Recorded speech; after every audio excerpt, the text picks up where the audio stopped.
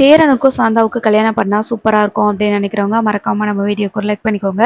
சேரன் வந்ததுக்கப்புறம் வீட்ல இருக்கவங்க எல்லாருமே ரொம்ப ஹாப்பியா இருக்கிறாங்க. அப்ப பல்லவன் இருந்துட்டு, "அண்ணே நீ உன்னைய காணோம்னு சொல்லிட்டு தேடிட்டு இருந்தோம்.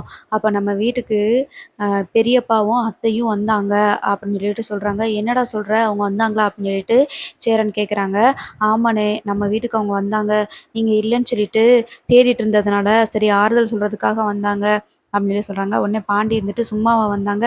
வந்து என்ன சொன்னாங்க, "நீ வந்து இந்த வீட்ட காலி பண்ணு. அப்பத்தான் உனக்கு நல்லது நடக்கும்." அப்படின்னு சொல்லிட்டு போனாங்க. அப்ப கூட இந்த வீட்டு மேல தான் ஒரு கண்ணா இருந்துச்சு அவங்களுக்கு. அப்படின்னு சொல்லிட்டு பாண்டி சொல்றாங்க.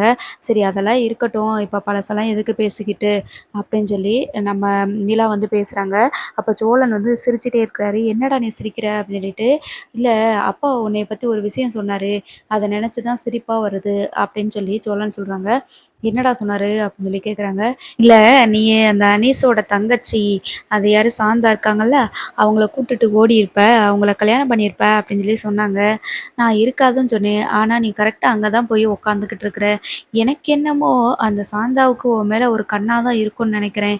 ஏன்னா நீ அழுகும்போது அது அப்படி அழுகுது.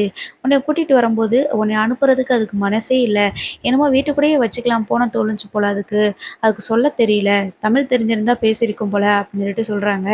அப்போ அதெல்லாம் இல்லடா நம்ம ஒரு கஷ்டத்துல இருக்கோன்னு அந்த பொண்ணு ஆதரவு குடுத்துச்சுடா. மத்தபடி ரொம்ப நல்ல பொண்ணுடா. நிலாவ மாதிரி தங்கமான பொண்ணுடா அப்படின்னு சொல்லிட்டு சொல்றாங்க. சரிண்ணே நல்ல சர்டிஃபிகேட் தான். சரி, சரி காலம் பதில் சொல்லும்.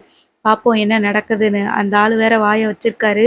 இத்தன நாளா எதுவும் சொன்னது கிடையாது. இப்ப தான் புதுசா அந்த சாந்தாவ கூட கல்யாணம் பண்ணியிருப்பா அப்படின்னு சொல்லியிருக்காரு. அதனால நல்லது தான் நடக்கும் அப்படின்னு சொல்லி சொல்றாங்க. ஸோ நம்மளுமே அதத்தான் எதிர்பார்க்குறோம். கல்யாணம் பண்ணா நல்லாயிருக்கும் அப்படின்னு சொல்லிட்டு. தொடர்ந்து பார்ப்போம் என்ன நடக்குதுன்னு.